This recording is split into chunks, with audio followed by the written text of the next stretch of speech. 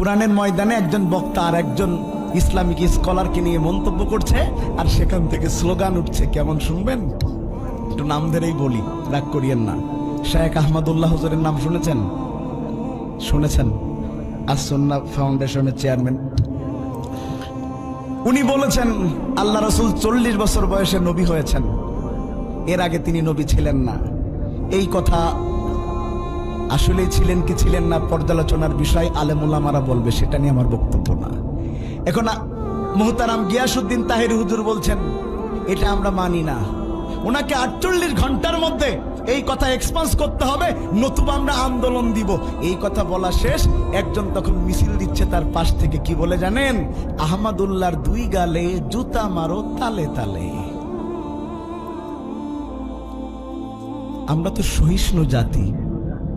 একজন আলেম একটা মতামত পেশ করতেই